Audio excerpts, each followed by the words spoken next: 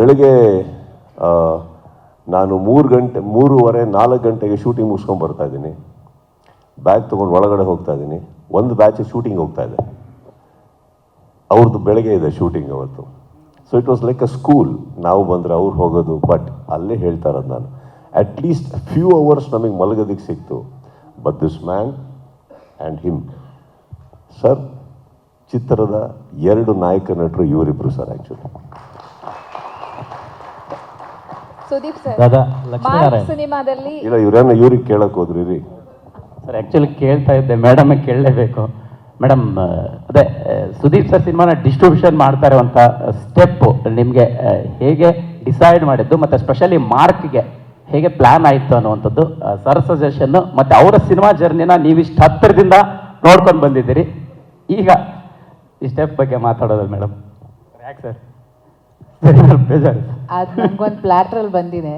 Actually KRG ಸಂಸ್ಥೆಯವರು ನನ್ನನ್ನು ಸೇರಿಸ್ಕೊಂಡಿದ್ದಾರೆ. So ಅವ್ರಿಗೆ ನಾನು ಥ್ಯಾಂಕ್ಸ್ ಹೇಳಬೇಕು. ನಾವು ಮ್ಯಾಂಗೋ ಪಚ್ಚ ಮಾಡಿರೋದ್ರಿಂದ we have worked well as a team. So ಅವ್ರು ಬಂದು ಹೇಳಿದ್ರು ಒಟ್ಟಿಗೆ ಮಾಡೋಣ ಡಿಸ್ಟ್ರಿಬ್ಯೂಷನ್ ಅಂತ. ಹಾಗಾಗಿ ನನಗೂ ಕಲಿಯೋಕ್ಕೊಂದು ಅವಕಾಶ ಆಗುತ್ತೆ. ಆಮೇಲೆ ಇಂಥ ದೊಡ್ಡ ಆಪರ್ಚುನಿಟಿ ನನಗೆ ಸಿಕ್ಕಿರೋದ್ರಿಂದ, ಮನೆಯಲ್ಲೇ ಇರೋದ್ರಿಂದ ಸುಲಭ ಆಯಿತು ಅಷ್ಟೆ.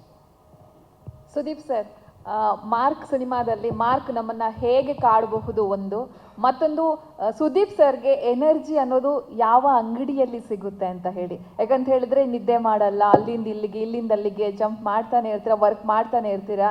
ಆ ಎನರ್ಜಿ ಅನ್ನೋದು ಎಲ್ಲಿ ಸಿಗುತ್ತೆ ಸರ್ ಅಂತ ಹೇಳಿ ಹೇಳಿದ್ರೆ ಏನು ಮಾಡ್ತೀರಿ? ನಾವು ಟ್ರೈ ಮಾಡೋಣ ಅಂತ ಸರ್. ಬನ್ನಿ ಮನೆಗೆ. ಅಲ್ಲಿಂದಲೇ ಸ್ಟಾರ್ಟ್ ಆಗೋದು JP ನಗರದಲ್ಲಿ ಎನರ್ಜಿ. ಆ್ಯಂಡ್ ಸೆಕೆಂಡ್ಲಿ ಏನೇನೋ ಕೇಳಿದ್ರಿ, ಮರ್ತೋಯ್ತು. ಮಾರ್ಕ್ ನಮ್ಮನ್ನ ಹೇಗೆ ಕಾಡಬಹುದು ಅಂತ, ಎಲ್ಲಾ ಸಿನಿಮಾಗಳಿಗೆ ಹೇಗೆ ಭಿನ್ನವಾಗಿ ನಿಲ್ತಾನೆ ಅಂತ. ಸಿ, ಒಂದು ಸಿನಿಮಾನ ಮಾಡಿದಾಗ ಪ್ರತಿ ಸಲ ವಿಭಿನ್ನವಾಗಿ ಏನೋ ಕೊಡಬೇಕು, ಹೇಳ್ದೇ ಇಲ್ದಿರೋ ಒಂದು ಕತೆ ಹೇಳಬೇಕು, ಯಾರು ನೋಡ್ದೇ ಇಲ್ದಿರೋಂಥ ಒಂದು ಪ್ರಪಂಚ ನೋಡಬೇಕು ಅಂದರೆ ಯಾರೂ ಸಿನಿಮಾ ಮಾಡೋಕ್ಕಾಗಲ್ಲ. Cinema is an entertainment mode.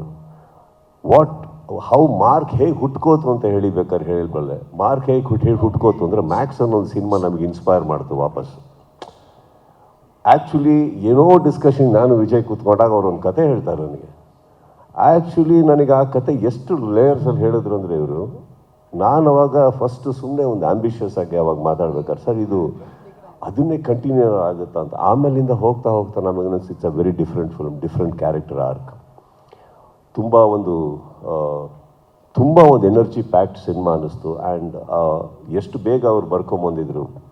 ಇದರಲ್ಲಿ ನಿಮಗೆ ನಾನು ಹಿಂದಿನ ಅಷ್ಟು ಸಿನಿಮಾಗಳನ್ನ ಕಂಪೇರ್ ಮಾಡ್ಕೊಳಕ್ಕೆ ಹೋದರೆ ನಾನು ಮಾಡದೇ ಇರೋಂಥ ಒಂದು ಕ್ಯಾರೆಕ್ಟರ್ ಆರ್ಕ್ ಅಂತ ಹೇಳಬಲ್ಲೆ. ನೀವು ಮ್ಯಾಕ್ಸಿಗೆ ಅಂತಲೇ ಕಂಪೇರ್ ಮಾಡೋಕ್ಕೆ ಹೋದರೆ, because it's the same team, I think ಇದೊಂದು ಮ್ಯಾಡ್ನೆಸ್ ಪ್ಯಾಕೇಜ್ ಇದು ಸಿನಿಮಾ. ಆ್ಯಂಡ್ ಲೇಯರ್ಸ್ ತುಂಬ ಇದೆ. ಹಿಂದಿನ ಸಿನಿಮಾದಲ್ಲಿ ನಾವು ಒಟ್ಟಿಗೆ ಮಾಡಬೇಕಾದ್ರೆ ಇದು ಒಂದು ಲೊಕೇಶನಿಗೆ ಸೀಮಿತವಾಗಿತ್ತು, ಒಂದು ಲೇಯರ್ಗೆ ಸೀಮಿತವಾಗಿತ್ತು. ಇದರಲ್ಲಿ ಬಹಳ ಹಂತದಲ್ಲಿ ಕತೆ ಹೇಳ್ಕೊಂಡೋಗಿದ್ದಾರೆ. ಹೋಗ್ತಾ ಹೋಗ್ತಾ ಅನ್ಫೋಲ್ಡ್ ಜಾಸ್ತಿ ಆಗುತ್ತೆ, ಕ್ಯಾರೆಕ್ಟರ್ಸ್ ಜಾಸ್ತಿ ಇದ್ದಾರೆ, ಟ್ರಾವೆಲಿಂಗ್ ಜಾಸ್ತಿ ಇದೆ, ಟೆಂಪೋ ಜಾಸ್ತಿ ಇದೆ. ಆ್ಯಂಡ್ ಮ್ಯಾಕ್ಸಲ್ಲಿ ನಿಮ್ಗೆ ಏನು ಸಿಕ್ತು ಅಂತ ಕೇಳೋಕ್ಕೆ ಹೋದರೆ ನಿಮಗೆ ಸಿಕ್ಕಿದ್ದು ನಿಮ್ಮ ಹೈ ವೋಲ್ಟೇಜ್ ಒಂದು ಎಂಟರ್ಟೈನ್ಮೆಂಟ್, ಕೊನೆ ಫಸ್ಟ್ ರೀಲಿಂದ ಲಾಸ್ಟ್ ರೀಲ್ವರೆಗೂ ಒಂದು ಗ್ರಿಪ್ಪಿಂಗ್ ಆಗಿ ಹಿಡ್ಕೊಂಡು ಕೂತ್ಕೊಳ್ಳೋಂಥ ಒಂದು ಪ್ಲಾಟ್. ಅದು ಖಂಡಿತವಾಗ್ಲೂ ತುಂಬ ಚೆನ್ನಾಗಿ ಹೇಳಿದ್ದಾರೆ. ಆ್ಯಂಡ್ ಕತೆ ಹೇಳಿದಾಗಲೂ ನನಗೆ ಈ ಥರ ಒಂದು ಈಗ ನೀವು ಹೇರ್ ಸ್ಟೈಲ್ ನೋಡಿರ್ಬೋದು, ಎಲ್ಲ ಬೇರೆ ಥರ ಮಾಡ್ಕೊಂಡು ಕೂತಿದ್ದೆ ಆ ಸಿನಿಮಾ. ನನ್ನ ತಲೆಗೆ ಫಸ್ಟ್ ಬಂದಿದ್ದೆ ಆ ಥರ ಇರಬೇಕು ಪಾತ್ರ ನೋಡೋದಕ್ಕೆ, ಒಂದು ಮ್ಯಾಡ್ನೆಸ್ ಬೇಕು ಅಂತ. ಹೋಗ್ತಾ ಹೋಯಿತು. ದೆನ್ ಐ ಥಿಂಕ್ ನನಗೆ ಇನ್ಫ್ಯಾಕ್ಟ್ ನಾನು ಕ್ಯಾರೆಕ್ಟರ್ ಏನು ಅಂದ್ಕೊಂಡಿದ್ದೆ ತಲೆಯಲ್ಲಿ ಚಿಕ್ಕದಾಗಿ, ತುಂಬ ಅದನ್ನು ಆ ಗಿಡಕ್ಕೆ ತುಂಬ ನೀರು ಹಾಕಿದ್ದು ಅನೂಪ್ ಅವರ ಸಾಹಿತ್ಯ. ಯಾವಾಗ ಅವರು ಒಂದು ಸೈಕೋ ಸೈತಾನ್ ಮೆಂಟಲ್ ಅಂತೆಲ್ಲ ಬರೆದಾಕು ನನಗೆ ತುಂಬ ಕುತ್ಕೊಂಡ್ಬಿಡ್ತು ಕ್ಯಾರೆಕ್ಟರ್ ಒಳಗಡೆ. ತುಂಬ ಅದ್ಭುತವಾಗಿ ಬರೆದಿದ್ದಾರೆ ಇವರು ಅಂತ. I think it's probably because ನಮಗೂ ಪ್ರಿಪರೇಷನಿಗೆ ಭಾಳ ಶಾರ್ಟ್ ಟೈಮ್ ಇರೋದ್ರಿಂದ I think everybody added on and that's how the character came up. And ಸಿನಿಮಾದಲ್ಲಿ ಆ್ಯಕ್ಚುಲಿ ವಿಜಯ್ ಹಾಗೂ ಮಿಕ್ಕಿದ ಎಲ್ಲರ ಕೆಲಸನ ಇನ್ನೂ ಮ್ಯಾಕ್ಸ್ಗಿನ್ನ 10 ಪಟ್ಟು ಜಾಸ್ತಿ ನೋಡ್ತೀರ ಅಂದರೆ ತಪ್ಪಾಗಲ್ಲ. ಮೇಡಮ್, ನಿಮಗೆ ಎಲ್ಲ ಹೆಂಡತಿಯರ ಕೊಡ್ತಿಲ್ಲ ನೀನು ಇರಬೇಕು ಅಂತ ಹೇಳಿ, ನಿಮಗೆ 100% ಆ ಒಂದು ಬೇಸರ ಇದ್ದಿರಬಹುದನ್ನ ನನಗೆ ಅನ್ಸುತ್ತೆ ಸರ್. ಇಷ್ಟು ಬ್ಯುಸಿ ಇರೋದ್ರಿಂದ ಹೇಗೆ ಮ್ಯಾನೇಜ್ ಮಾಡ್ತೀರಾ ಅಂತ ಹೇಳಿ, ಟೈಮ್ಗೋಸ್ಕರ ಅವ್ರನ್ನ ಹೇಗೆ ಕೇಳ್ತೀರಾ ಟೈಮ್ ಕೊಡಿ ಅಂತ? ಸಿನಿಮಾ ಮಾಡಿದ್ರೆ ಹಿಂಗಿಡ್ತೀರಾ, ಮನೇಲಿದ್ರೆ ಕೆಲಸ ಮಾಡಲ್ಲ ಅಂತ ಹೇಳ್ತೀರಾ. ಏನಾರು ಒಂದು ಸರ್ ಹೆಂಡತಿಗೆ ಕೊರಗು ಇದ್ದೇ ಇರುತ್ತಲ್ಲ ಸರ್. ಅದು ರೂಢಿಯಾಗಿಬಿಟ್ಟಿದೆ. ಈಗ ನಾನೇ ಸೇರ್ಕೊಂಡ್ಬಿಟ್ಟಿದ್ದೀನಿ ನೋಡಿ ಅವರೊಟ್ಟಿಗೆ, ಅದೇ ಬೆಸ್ಟ್. ಸುದೀಪ್ ಸರ್, ಒಂದು ಕನ್ಸರ್ನಿಂದ ಕೇಳ್ತಿರೋದು ಕಾಲಿಗೆ ಏನಾಗಿದೆ ಅಂತ.